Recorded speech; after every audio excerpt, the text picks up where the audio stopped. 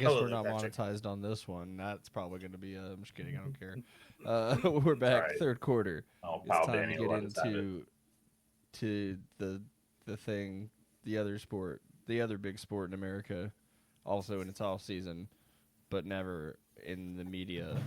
Is Never it not in the media. off season? That was all put together terribly. So now here's Caesar to tell us about some football stories.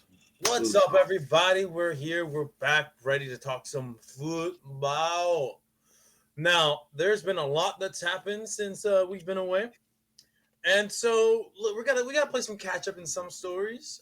One of those being, well, we gotta rip the band-aid off of this, and we have to talk. He is a Texas legend, and then he is a menace in the Baltimore area, allegedly. Menace to society. All right, Justin Tugger. All right, he's all tuggered out of Baltimore, as Bethke would probably like to say. So, why are we bringing this up? You're all tuggered out of him. Oh, yeah.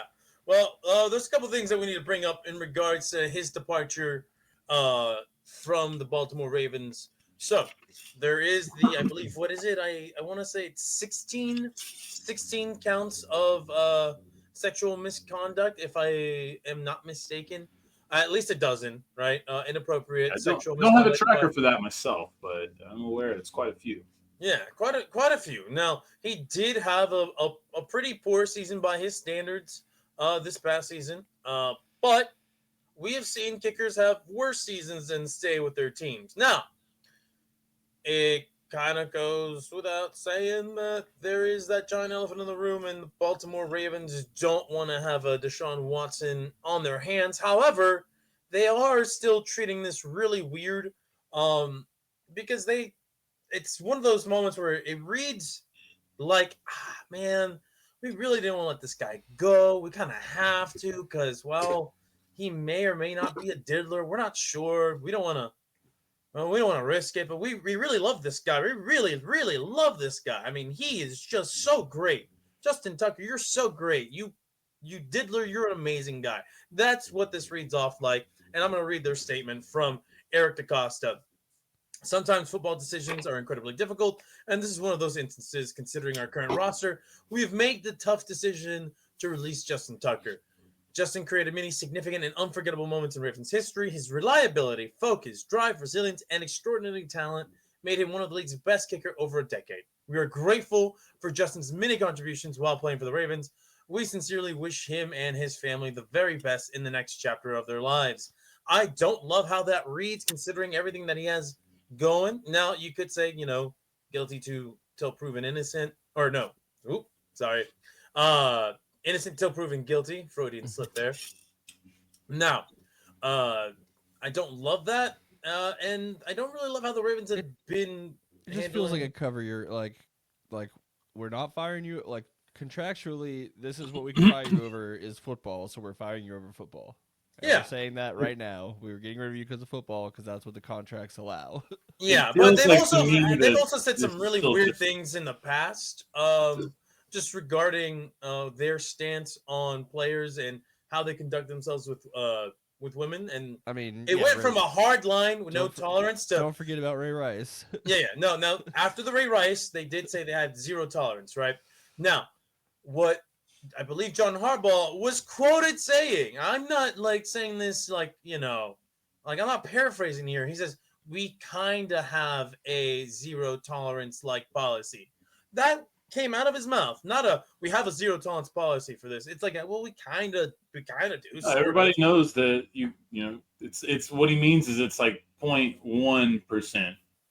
Yeah, and I'm just all right, Baltimore, you've gone from one of those classy organizations for the most part to you're kind of weirdos now, and I'm keeping an eye on you. Well, they're NFL teams, and we should all realize that this is a collusion, a cohort. Yeah, I mean, at the end of the day, these are NFL teams. These are guys who they will make a lot of exceptions for terrible people if you're good at football, but the moment you start to struggle, that's when shit hits the fan for that player. Now, we'll see what happens with Justin Tucker. I'm going to assume, right, he will not be playing this season while he handles all of his legal issues. I think the league has momentarily learned from Deshaun Watson. And so anybody that has this many cases against them, they're They probably learned like, "Listen, they learned to football's let not on mine." they learned to give it a few years before giving someone else the chance. That's right.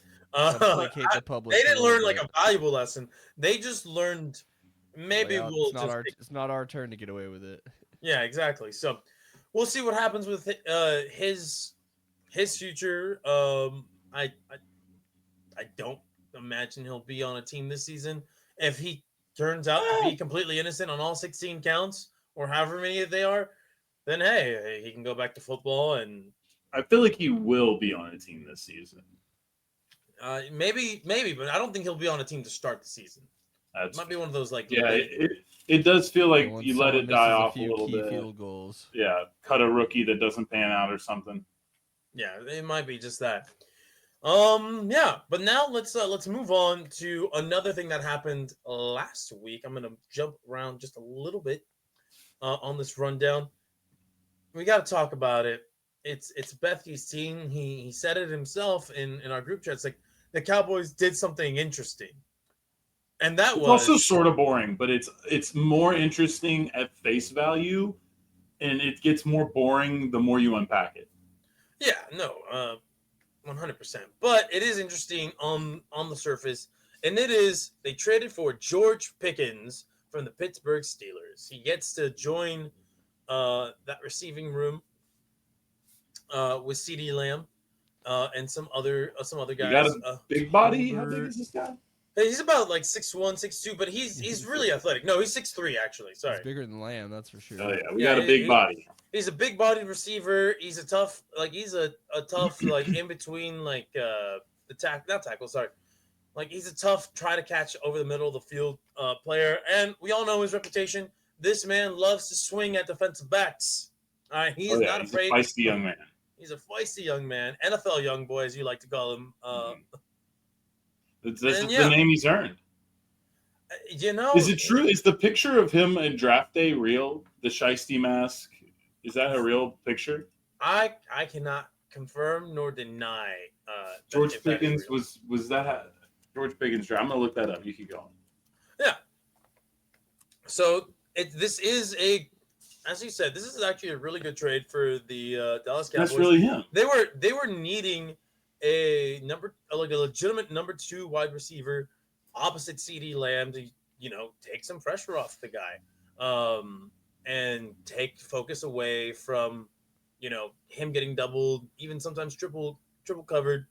And so George Pickens does give you a lot of talent on the outside. He is kind of a headache, though. I will say one thing. If Mike Tomlin is willing to trade you away, because he doesn't want to deal with you anymore, I feel like he wins those trades more often than not, even if they don't get a whole ton, which I believe, let's see, I got the trade competition right here. It's a 2026 third-round pick, and they'll send a 2027 fifth-round pick, and yeah, so and Cowboys I would get say a 7th back. Yeah, so they basically trade a 5 and a 7 for a 5 for a 7 in 27, and then give up a 26th third. 26th third, which assuming the Cowboys have a bounce back year, that could be a late third, a mid to late third. So it's not bad for a number. That's not bad compensation to give up for a legitimate number 2 receiver. Should he, keep his head on straight. And I also think that they probably traded him because of the money that they didn't want to pay both receivers. More or less, they didn't want to pay him, because that's why they wouldn't have made the DK Metcalf trade to begin with. Otherwise, but it's Stephen Jones made this trade to look cool and interesting and sexy, but he put a little bit of boring in the back of this trade, because if you think about it, there's a very, very realistic world in which he gets his 3rd-round pick back. At worst, maybe his 4th-round pick, should this go well, and George Pickens earn a huge payday in the offseason. I'm sure the Cowboys will be interested in offering him some bullshit contract. We'll see how that goes eventually. But I would almost guarantee that they made this trade in order to rent a guy and more or less only give up a pick swap in 2 drafts, is more or less what the cost would be. Exactly. Now, I think just going forward with this one, we finally get we get the possibility of a more explosive Cowboys offense, which will make for more entertaining matchups down the line. And there's just less on the shoulders of the handful of guys that they got. Now, you look at this new receiving core, or somewhat new receiving core, right? You have a full offseason with Jonathan Mingo that you traded a 4th-round pick for, so there is an investment there. You got George Pickens, Who might be the 4th receiver. Yeah. So we will see how they kind of settle that room out over the offseason. But there is some good positive things going in that direction on the offensive side of the ball. Exactly. And we're just one Cleveland Browns decision away from filling out this offense nicely. Nick Chubb, let's do it. Who knows? Maybe. Go ahead and cut. With that said, we can now comfortably move on to some of the stuff that is happening. Did I upload a picture of Jerry in the Shicey mask here? I don't think so. I'll save it for the season. We have plenty of time. Plenty of Shicey Jerry. Yeah. Now, how often? Now, before we move on, I got to ask, what's the over/under the number of times that George Pickens blows up on Dak Prescott? I think he's going to be on his best behavior for a little bit because everyone will be like, oh, it's just been such a big story. And then I'm thinking like about 6, 7, 8, that starts to fade away. And that's where we get into some good possibilities. So by like week 9, 10, 11, there's for sure going to be something. By then, we're at least getting the authentic side. I think that we're getting of receivers leaving the Steelers is not great. Oh no, not at all. We'll see. Yeah. Well, this kid's job should be pretty easy compared to what I think a lot of those other guys there were ones, and Antonio Brown would have worked, but he's a psycho, so that's a big asterisk. Yeah, but who's to say George Pickens isn't some? No, that's true. That's true. But the CTE demons could have gone to him early. We just don't know. What were the numbers that this psycho put up? If he can just give me those similar numbers for 1 year, I can. I think he put up like 900 yards this past season, but he missed a game or two. And obviously he had like 2 different quarterbacks throwing to him. So it remains to be seen. I don't think he had a great rapport with Russell Wilson either. If I'm not. Yeah, that's fair. I think I think it'll be fun. Tyler Lockett. Tyler Lockett loved himself some Russell Wilson. And maybe it goes back to what I was talking about with the other two, with the other 2 Texas teams or Dallas teams. You know what? This might be a weird team, but it's slightly more enjoyable. Still don't know what direction it's headed in, or if it's one I like, but undeniably, we all get to enjoy a more entertaining Cowboys team than we would have. And you're going to get to the schedule later. I think we can all agree that's a good thing. For sure. All right, now let's move on to more current news. Gentlemen, I'll give you guys the option. Do we want to go big news, little news? I think you should talk about the next Dallas Cowboys rental player with the cheap-ass Bengals. Oh, right. The Bengals are bungling the Trey Hendrickson contract negotiations, or rather, they're just refusing to negotiate with him in general. So, Trey Hendrickson, for those who don't know, because he plays in Cincinnati, so it's not like a big market team. They don't really – their defense players really don't get talked about outside of really some rare instances of them just doing something crazy off the field or on the field, like Vontae Burfict used to do. Vontae's perfect. But Trey Hendrickson – quietly or not so quietly, depending on how plugged in you are, was one of the more dominant edge rushers last season. And even the year before that, I think he had a really great year. He's been one of the few bright spots on a struggling Bengals defense. And just for people to know, last season, 17.5 sacks, if I'm not mistaken. That was near the top of the league, if not the top of the league. Yeah, he was first, actually, in sacks. So, first in the league in sacks. And then the year before, also 17.5 sacks. The year before that, 8 sacks. The year before that, 14. The year before that, 13.5. So from 2020 to now, he has been one of the more dominant pass rushers in the NFL. And the Bengals don't want to pay him. Shocker that the cheap-ass Bengals, who have one of the more cash-poor owners in the NFL, just continuing their cheapish ways.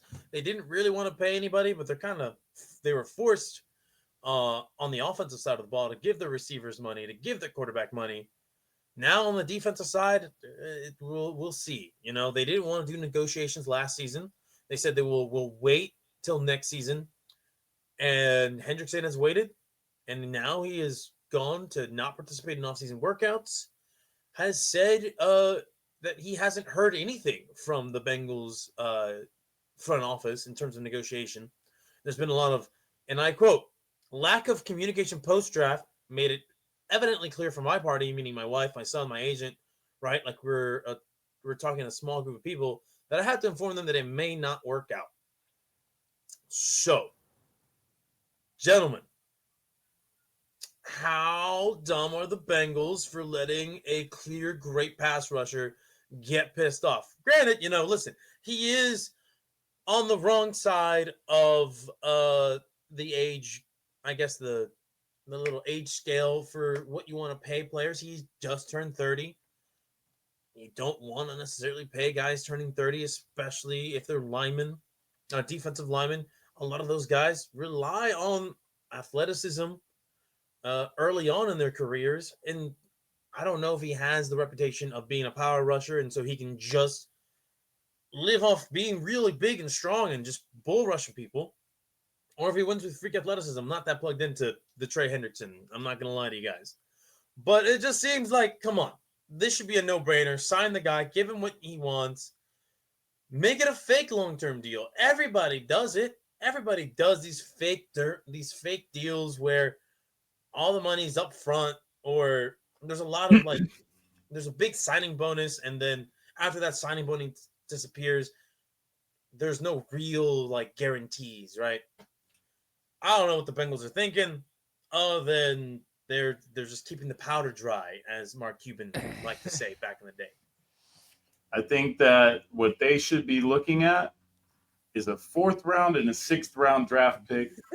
That way, it'll help any compensatory ways. May have to throw in a 7th round pick with the player just to make sure everybody's getting return and investment back. You know, what year is that 7th round pick? Steven, if you're gonna keep being boring, go back to rent a player. I like this new Steven. We did the same exercise with the other Ohio team and their defensive player who was absolutely never going to play for them again. You can't you can't rent that guy. Yeah, he would have had to invest in. But also the Browns are way more reckless. Does Rent-A-Center still exist?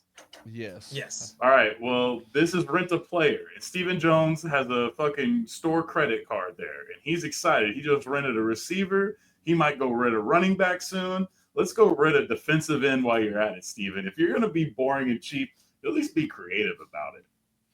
Let's go. 4th and a 6. Call it in. Somehow I feel like that's not enough for a guy who's had that many sacks in the last 3 years. Yeah, but he's old. Pickens is young, got a little bit more than that. They'll be all right. He's gonna walk, you know what I mean? They're not gonna retain the asset. You know, why would they pay? They're not gonna retain the asset. So possibly. Nice. All right, continue. No worries. But yeah, no, it's interesting to see the Bengals bungling this up like they clearly do. I don't anticipate that they will pay him, and so who knows? He might force their hand and he gets traded, because they have dealt out a lot of money to Jamar Chase, T. Higgins. We mentioned Joe Burrow. Someone's going to get left out of this. I guess, I don't know, this pay party or whatever you want, however you want to. No, yeah, the Bengals are going to continue to be cheap. They've invested in a team that's going to win games 50-40 and lose them 40-50. That's what they're doing. That's their brand. Yeah, that is their bag, and they've been really bad at drafting players on defense too. So it's like, yeah. So who knows? Maybe somebody forces their hand and they have to sell on Trey Hendrickson cheap. it would be honestly it would be just standard Cincinnati Bengals behavior. It feels like Bengals fans, if there are any Bengals fans out there that are watching a DFW heavy focus show, Who dey? let me know if you disagree or not. But anyway, all right, let's now talk about the elephant in the room, or So rather from the who dey elephant to that who left the dat? room. Huh? From who day to who dat? From who dey to who dat? As in, who's that that's going to play quarterback for the New Orleans Saints? Because Derek Carr took his ball and went home. Rodgers. Now, Bethke, I think the last time we got on here and recorded, you found some gold, right, regarding how Saints fans feel about I mean, Tyler Shuck, right? it's not good, and it's a reflection of how they feel about Derek Carr in a lot of ways. But yeah, It let absolutely me is. yield to the speaker. Man, I done gave these niggas so many years of my fucking life, and they gonna do me like this bitch ass shit. I know, but we looking silly right now though. Man, this we, nigga we, 25 we, years old. That nigga got we ain't 5 looking broken good. legs, 2 broken shoulders. What the fuck is he gonna do for me? What the fuck can I do with a nigga that's almost 30 years old? That nigga been in college for the last 10 years, bro. I can't do shit with that. Can't do shit with that. And they're not totally wrong, man. I mean, Tyler Shuck is an old NFL prospect and who didn't have a great college career. He's just a big guy with some tools. I don't think I've ever heard that name before in my life. Tyler Shuck? Yeah. You weren't paying attention to the draft like I was, because I was in that shit like a sicko. Tyler Shuck. He Which played at it's Tech. And He yeah, he played was at Tech for a little bit, in Louisville. Yeah. and somewhere else as well, if I'm not He played mistaken. a couple years at Oregon. Yeah, he was Yeah, a backup to Justin Herbert. That's how long he's been in the league, or in college. But yeah, so Tyler Shuck, congratulations! You are now the front runner, maybe, perhaps. Spencer Rattler, maybe. Spencer. So this is the Saints depth chart, right? You have Tyler Shuck, Spencer Rattler, Jake Haener, who looks like he should play quarterback on a CW show and not in the NFL, and then a new guy they just signed named Hunter Deckers. Don't know who the fuck that is, and probably won't because there's Upper no Deckers. shot. Yeah, Upper Deckers is probably what he's going to be leaving on the field if he ever plays. I like Now- when I Google Jake Haener and get pictures of Spencer Rattler. That's helpful. Nice The job. Jake- Cool. There is a very funny picture of Jake Haener he has the ball like this, right? Like if you just Google Saints quarterbacks and Jake Haener's photo is Yeah, like I've the second seen one on it. Google Images. It's That funny as shit. Looks AI generated or something. And I'm like, what quarterback throws like that? Why does he look like that? Oh my god. His photos are killing me, man. No, that's definitely a pose for I don't know what he was. That's like a tricep exercise. I mean, with it's the with media the day ball. thing where they're like, all right, now pretend to throw the ball, and then they just take 8,000 pictures. But and they to use pretend to bad throw a one. football while you make a pouty face. They used a bad one. Oh yeah. Honestly, he looks like he's ready to take a shot in beer pong. He's like, He probably spent more time doing that in college than playing football. So Bro, I'm still cracking up. Derek Carr just said peace out.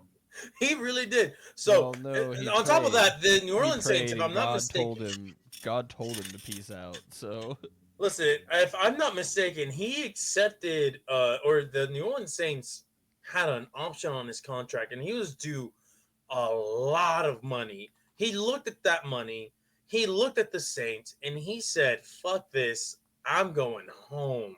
well, so if you read his official statement, which is upon reflection of prayer and in discussion with Heather, I've decided to retire from the National Football League. So did he sandwich in the real reason right there? His wife? He's like God force field, but I talked to my wife and she said I'm done. I think that's fair, right? Because he wasn't getting any better at it. He had made all his money, What's and his important body being was broken. destroyed. Yeah. Yeah. So no. I think wifey made the right call. Now, let's look at this because there was the mysterious shoulder injury, right? That just was somehow going to get worse, and his season was already in jeopardy to begin with, right?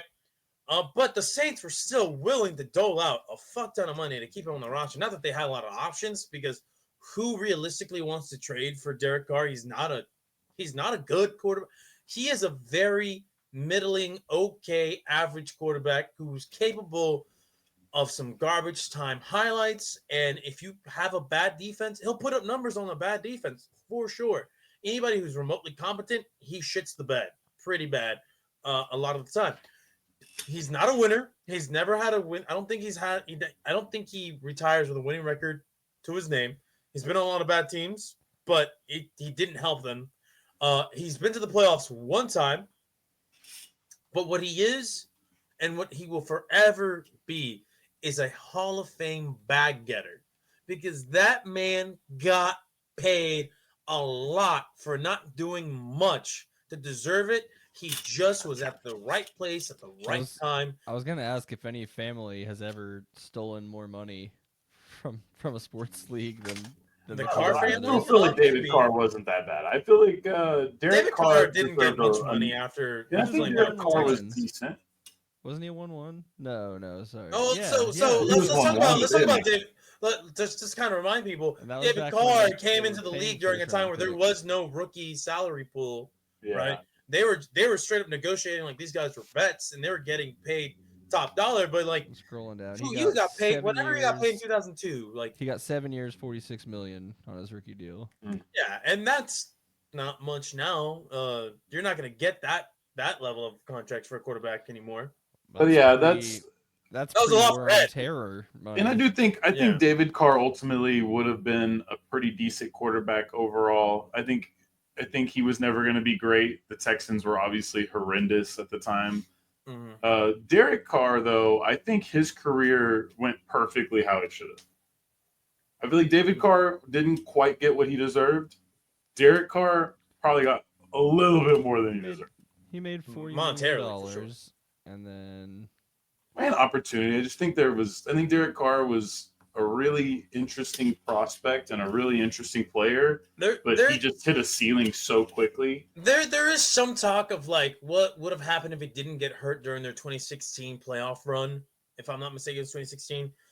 Honestly, that's a great what if, just for like what that means in the short term for the Raiders' future. So David Carr made $40 million.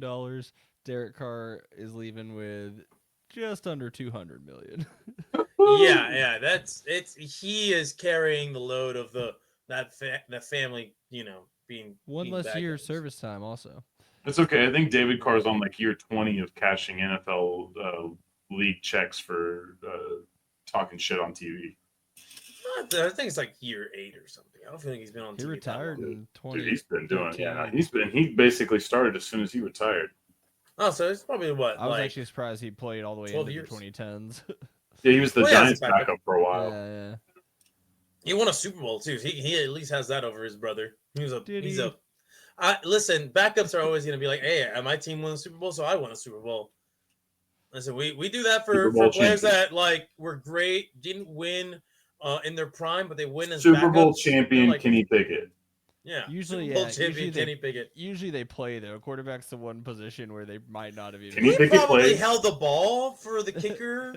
He probably held the quarterback. It's not like that might have been a teams player or something. Or no, he was post Romo. Everyone stopped after Romo. Like even in the NBA, Romo was the starting quarterback at that point. It's like but punters. Everybody went to punters after the Romo incident. Fair. All right. Well, who knows? Well, you know what? Maybe he took a knee in the Super Bowl. I don't fucking know.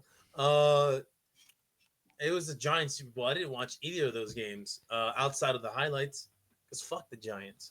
But anyway, speaking of the Giants, the NFL also said fuck the Giants because their schedule is a miserable one. And so now we're gonna talk the NFL schedule. I'm very excited to talk with the Giants.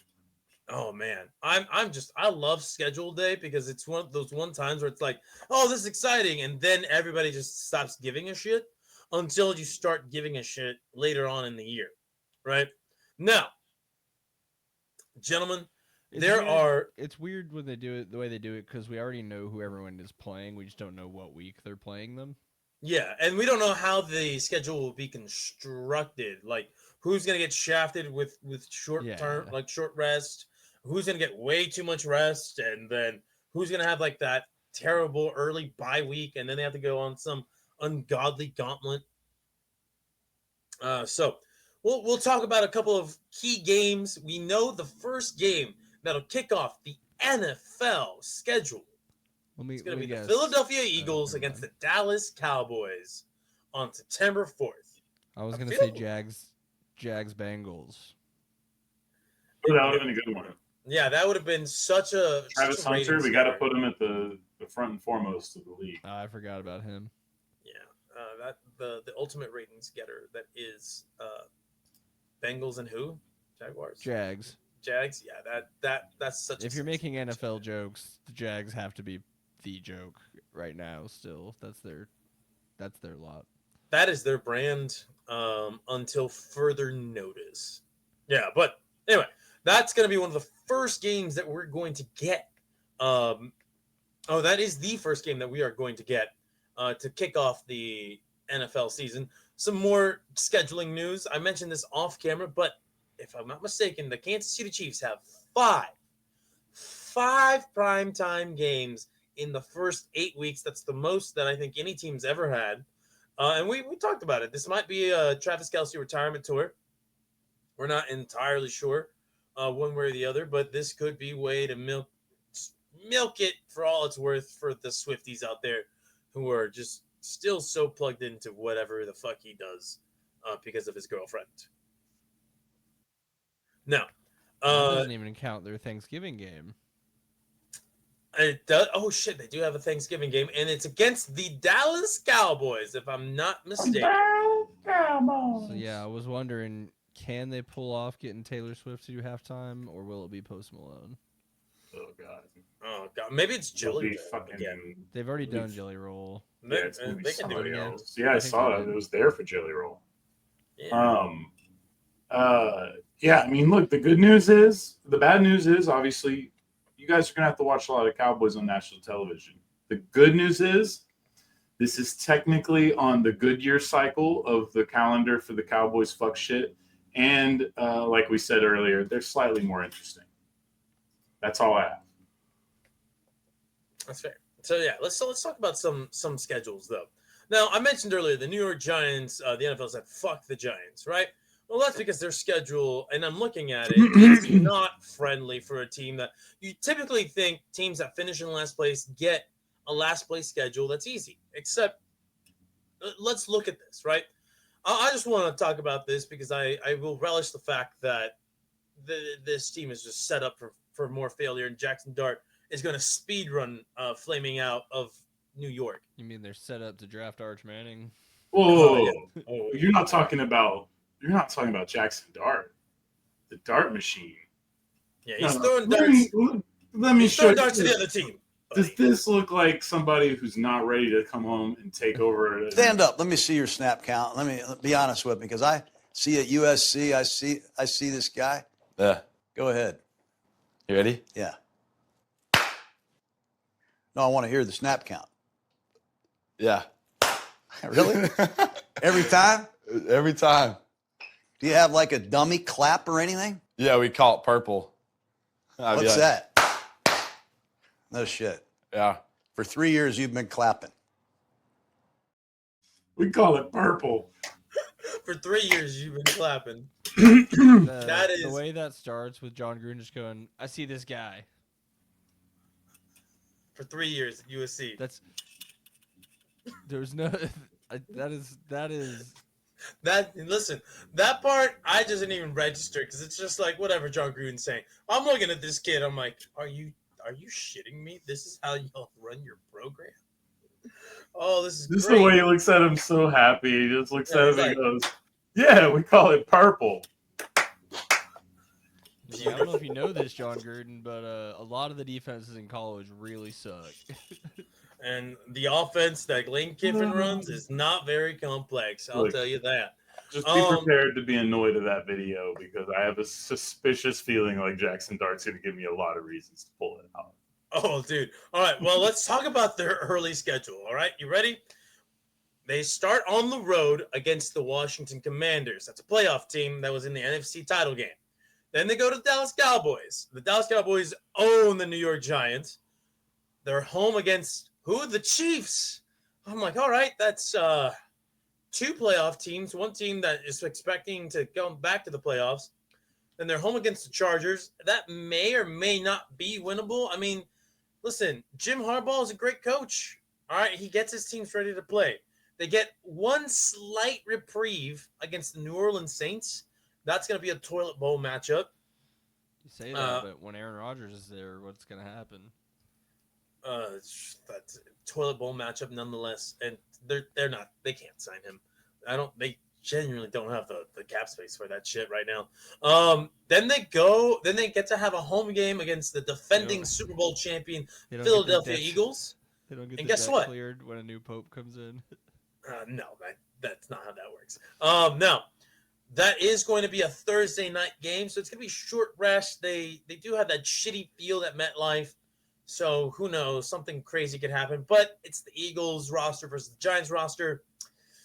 Eagles are going to win that more likely than not. Then they're on the road against another playoff team, the Denver Broncos. On the road again against a playoff team in the Philadelphia Eagles. Yet again. Then they have the San Francisco 49ers, who will do everything they can to make a push for the playoffs. And that's, again, it's just a better roster than what the Giants have. Now, here you go. You finally get somebody who might be on your level, or maybe this team will be on the come up during this time. We'll see what happens, because it is the Chicago Bears. They are historically very lucky to not be inept for a good chunk of their history. And then the other chunk of their history, they were very inept. So who knows? All right, gentlemen. Then they have the Green Bay Packers playoff team, Detroit Lions playoff team. This is all in week 12. I'm like, where is the gimme games? Where's the teams that are on their level? The Saints. That's it. The Saints are on their level. New England Patriots. Finally, another team that is rebuilding, has a young QB, not a lot of weapons on offense. It disgustingly, this game's on Monday Night Football. And Monday Night Football isn't shitty, then is it really Monday Night Football? True. Very true. And then to end their season. Remember when I was a kid, Monday Night Football was legitimately the best part of every week. Right? No, well, not no more. No more. All right. So you're going to finish the season off with 3 playoff teams, or 3 teams expecting to make the playoffs, and the Raiders. So you finish off with Washington, Minnesota. You're on the road to Vegas, and then you finish at home against the Cowboys. I'm looking at this like there is no fucking way this team wins more than 3-4 games maximum. So the Giants, you really got shafted hard by the schedule makers. I mean, you knew who you were playing ahead of time, but you pointed it out. Their roster's not good, so it's like what schedule would have been. You know, they gotta play someone. And they gotta play someone, but it's like it's the teams that fit. So they get all those last place teams from other divisions, right? But you look at those last place teams, and then you compare them to this last place team, and it just doesn't feel fair. Because it's like, wait, the 49ers, I rooted for your downfall, but they're not just chumps. The Bears every week. Yeah, and even then, like I feel like the Bears are a better team than the Giants, just on principle. So anyway, it just doesn't feel like this Giants team was given any sort of a shot to be any decent, and I'm okay with that. I have no sympathy for that team. They can go fuck themselves. So is there in the Eagles schedule, have they cleared a room for Saquon Barkley's podcast with Aiden Ross? God, I hope. I don't want to talk about that. They said he's in racial chat showing quads. Yeah, I saw that. That was really fucking funny. What? Listen, can you tell me what that sentence means? All right. Let's peel back the curtain. There's a little double meaning to that. There's a double meaning. Okay, listen. There's a couple of subgenres in there. All right, you know what? We'll take a time out for football talk. It's time to bring up some, because you're not terminally online like myself right now. Listen. So, back in the day, there's a pop artist. You may or may not be familiar. I don't know. Her name is Doja Cat. Mm. All right, Doja Cat was caught having been in some alt-right leaning chat rooms, and so there was some jokes made that she's in those chat rooms showing, was it feet? No, I think she actually was doing what they. She was actually posting feet pics to like alt-right chat rooms. Yeah, alt-right chat rooms. So everyone's saying that she's in alt-right chat rooms showing feet. So now you fast forward and take it to a football context. And so there was a famous tweet that said that was just her. It was like when this happened, there was a famous tweet that goes, "She's in a racial chat room showing feet." And so that's where it's been translated to Saquon Barkley. And why is it translated to Saquon Barkley? Well, that is because Saquon Barkley has now doubled down on his BFF status with Donald Trump by seemingly trying to set up a podcast appearance on young Aiden Ross's podcast platform, one of the many podcasts geared towards young men specifically, and one that was highlighted to have helped influence the election, and absolutely is unequivocally on the furthest right side of a political spectrum in America. And he is just dumb as fucking dirt if you ever actually listen to him talk. The worst 13-year-old boy right now in the world, probably a huge Aiden Ross fan. Yeah. And now we have Saquon Barkley, who is speed running the Herschel Walker life. Yeah. Oh, yeah. Except Saquon Barkley actually won something in his career. God, he plays for my team. This sucks. It's okay. I told somebody earlier, I was like, the Cowboys could play the new Kanye album over the loudspeakers if they just win a title. I mean, somehow I don't doubt that could happen. Look, man, I'm desperate. Unfortunately, in this line of entertainment, we're always going to have to separate some art from artist. Not in this one. I'm not doing that one. No, sir, not me. You could say he made whatever album. I'm like, yeah, but have you heard what he's made lately? You can't separate that. I was referring to Saquon. Oh, no, I can't do that either. All right, can't do that either. Sorry, buddy. I've actually been time on that other one. Listen, I've actually met Herschel Walker in person on multiple occasions, and I'm like, oh my God, Saquon Barkley, you're going to be him. You're going to be him. Oh God, he's going to be. He's going to run for senator of like some state that he doesn't actually live in. I just know that that's going to happen to Saquon. Was gonna do that too, but I think he somehow got away from it. He got caught stealing too early. Who knows? But yes. But anyway, listen. Let's go back to this. Some of this this talk. All right, because I want to talk about the Dallas Cowboys since we are located in DFW. The Dallas Cowboys have a very weird schedule, and I'm going to bring this up to you guys. All right, their holiday season could be a very miserable one for their playoff push. All right, so. The Dallas Cowboys have a Week 10 bye, so that's right down the middle, right? They'll play 9 straight games, get Week 10, and then you get the remaining 8. All right? Like that. That's not bad. Here's where it gets weird. I'm going to read this to you. So they come out of their bye week, right, to play the Raiders on Monday Night Football. So they get a little bit extra rest, right? So they'll have 13 days off before starting the second half of their season. Here's the downside. Are you ready, Bethke? All right. The Cowboys have a home matchup against the Eagles on short rest. Then they have a Thanksgiving home game against the Chiefs on even shorter rest. So after 13 days without playing, they'll play 3 games in 11 days. And 2 of those come against Super Bowl, the 2 teams that represented the AFC and the NFC respectively in the Super Bowl. And then after that, those 2 games, they play Detroit the following Thursday before home games against the Vikings and the Chargers. And then they have Washington on Christmas. And that's brutal all in itself. And then they do have a little bit of a reprieve in that they play the Giants in their final game of the regular season. That is not a very kind stretch of games in the second half of the season. The coaching staff will definitely be earning their money with how tight of a schedule that is and how difficult the level of opponents they'll be facing. So the NFL, there's been long time conspiracies about the NFL having favoritism towards the Cowboys' schedules because they got so much rest during Thursday night games. Now, recently, it looks like that pendulum's swinging the other way, and you're like, all right, Cowboys fans, now if you want to complain about the schedule, you most certainly can, because that one is not one that I envy in the slightest. Beth, Yeah, I don't any give a thoughts, shit. feelings about that? I think the NFL schedule is hella overrated because this league flips every year, and injuries matter so much. And But how do you feel though about like the 3 games in 11 days is actually kind of heinous? All right.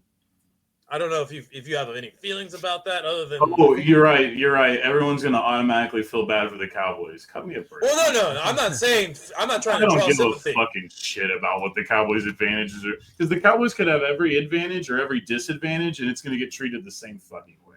I think it's. Oh, I'm not talking about what the feelings are going to be nationally. That's not that. I'm trying to get your perspective as like a fan. Like, hey, yeah, that kind of does they're suck. lucky to get Philadelphia week 1 because we know week 1 is such a crapshoot for everybody the whole time that's a really good shot for them to steal one on the division.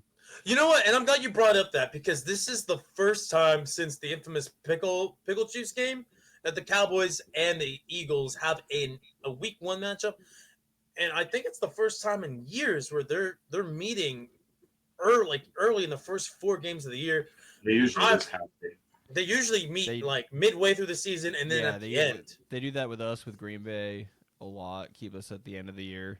Yeah, and I'm personally not a fan of that. I want to see division games played early because then stakes get raised the further along you go through the season, right?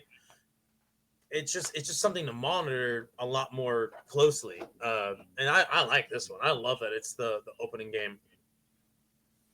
I don't even know what the hell the Cowboys did on this, if I'm being honest with you, with their schedule release. No, I don't care though. I really don't shit. I like, you have to understand the Cowboys are scheduled for games. I turn them on, something happens, and then I turn them off. And that's all I'm really ever going to care that much about this. There's a really cool play lyric where he says, "Turn off the TV because the Cowboys are losing," and I think about it a lot. I don't usually turn it off. I might go do something else while the game finishes in the back. Yeah, I guess all they did. I don't know, but there's a cool video today of Shotty getting tipsy and acting cool on the golf course. So that's nice. I just enjoy that. Yeah, make this team enjoyable. Dak gave an interview today driving around Cowboys golf course, of course, riding the number 4 golf cart. Yeah, so I think they were all there doing the schedule thing, whatever the fuck that is. It's not even out yet, but it's, I don't know. Yeah. What did he say? He was just doing he did an interview on the ticket. He didn't really say anything. Yeah, it sounds like it. Yeah, no, Schottenheimer had a funny one. They were asking about George Pickens, and he was talking about how he's a great addition to help CD. And he started talking about the other wide receivers, and at the very end was like, and Mingo. And me. Smart.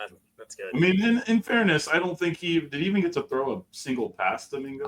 I don't think so. No, he didn't. He's just trying to be a nice guy and mention the other guy. And it's an easy one to forget. I don't think they have a single. They may not even have spoken a fucking word to each other yet.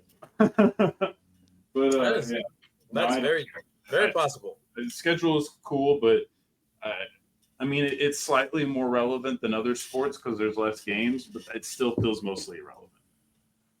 College football schedule, I really buy into, but even that with the playoff is kind of changing for sure. Yeah, absolutely. All right, well then I'm going to talk quickly about the Eagles schedule because you see me wearing the hat. I just want to say they have 6 primetime games.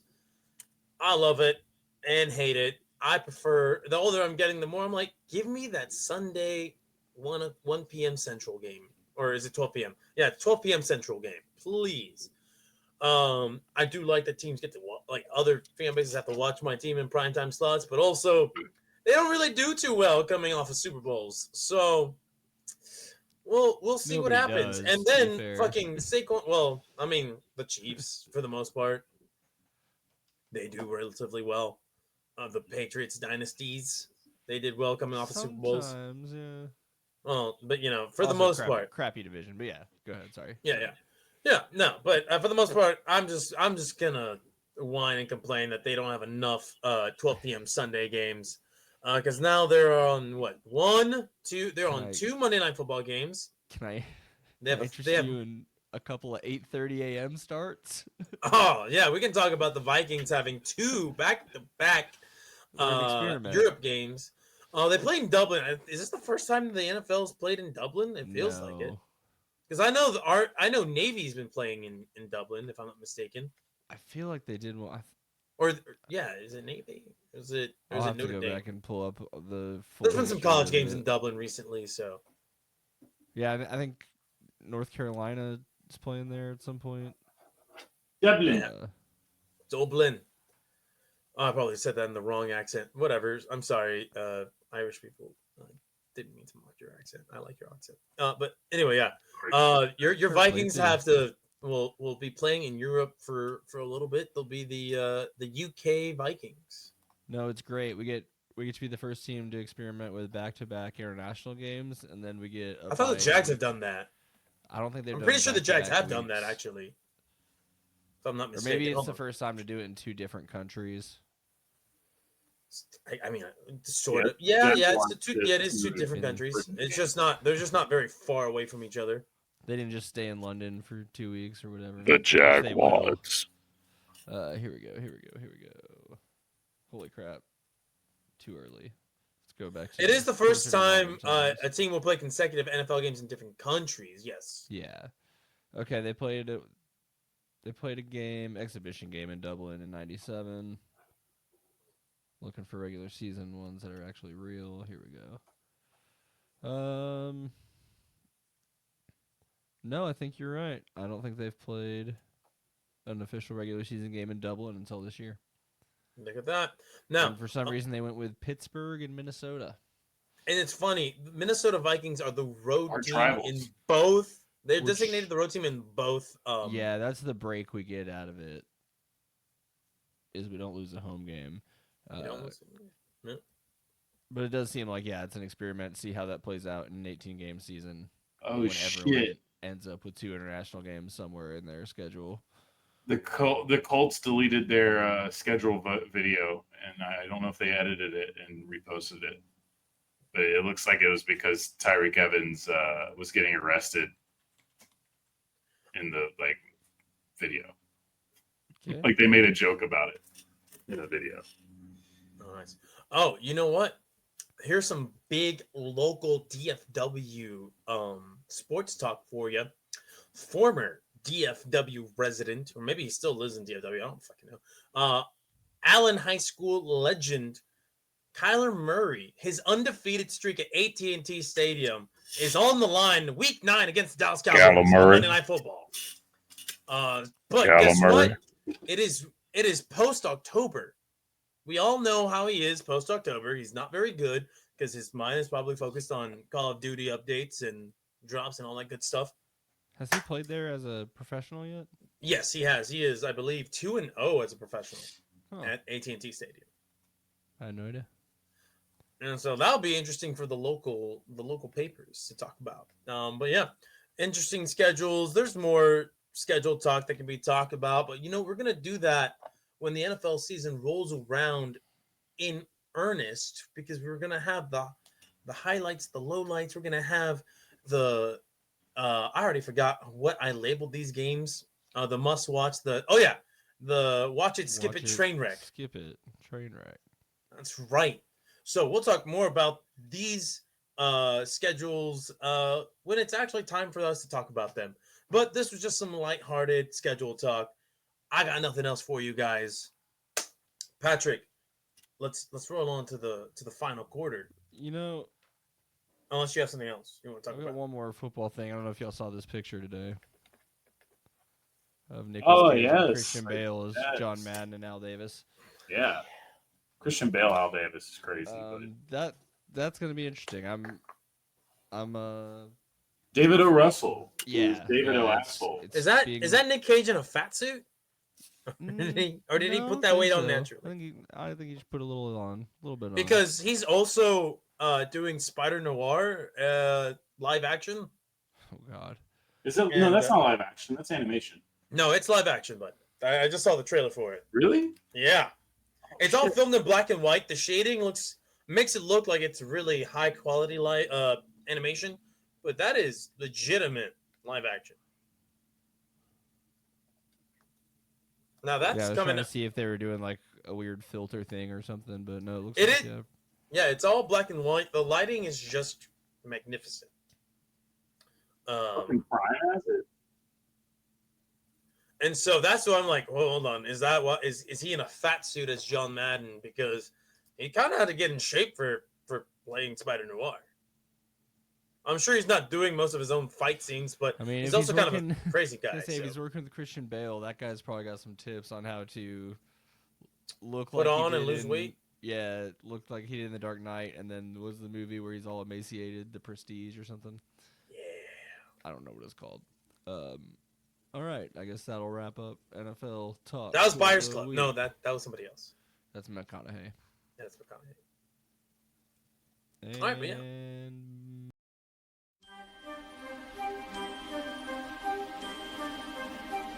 Like sands through the hourglass, so are the days of our lives.